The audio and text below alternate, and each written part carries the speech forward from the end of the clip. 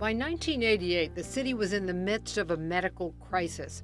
The number of residents infected with the HIV/AIDS virus was escalating rapidly.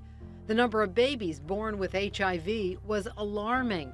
To combat this crisis, DCHA formed an AIDS task force that worked to educate, train, and communicate best practices in patient treatment, admissions, reporting, and care.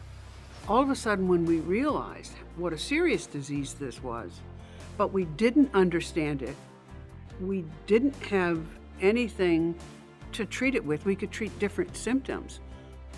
We didn't know how contagious it was. It was a very difficult time, and having a safe place to come and lay out the issues was really important.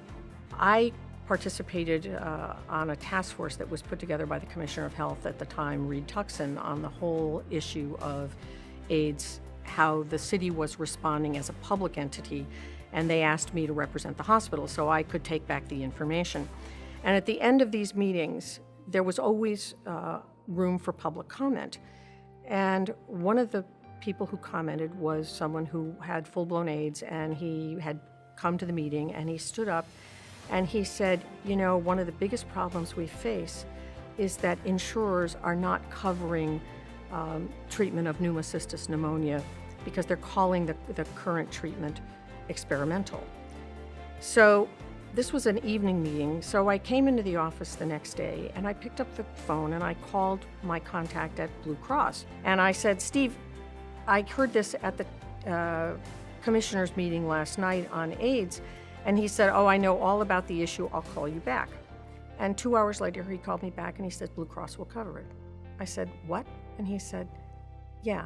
He said, we've been talking about it and we just needed a kick in the pants to do it. And I thought, probably the most important call I ever made in my life.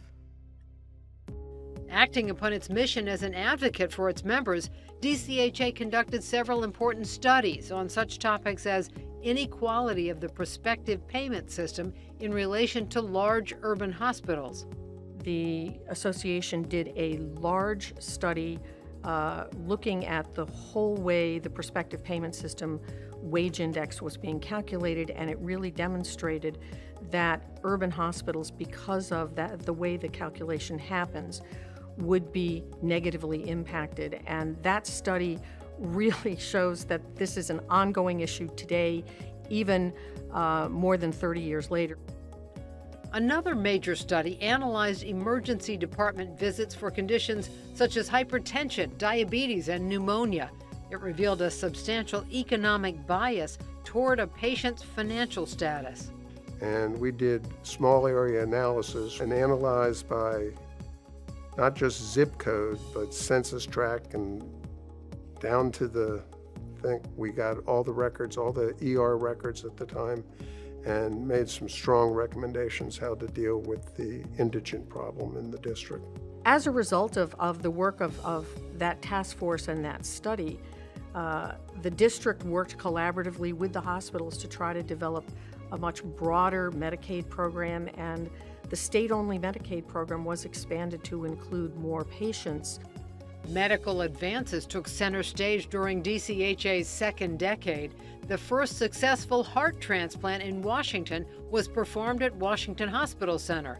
Additionally, the National Minority Transplant Registry was established at Howard University Hospital. We have an incredibly culturally, religiously diverse community, so it's very important to reach out to all these groups and the district to ensure that we're giving them the information to make an informed choice about organ and tissue donation. And Clive Callender and the team from Howard developed the Minority Organ and Tissue Donation Education Program, which was really designed to reach out into the minority communities to provide information and support about donation and to encourage more people to donate. And that's what we've been involved with, going into all of the ethnic groups to encourage them to not only sign donor cards, but change their behavior relative to the act of donation.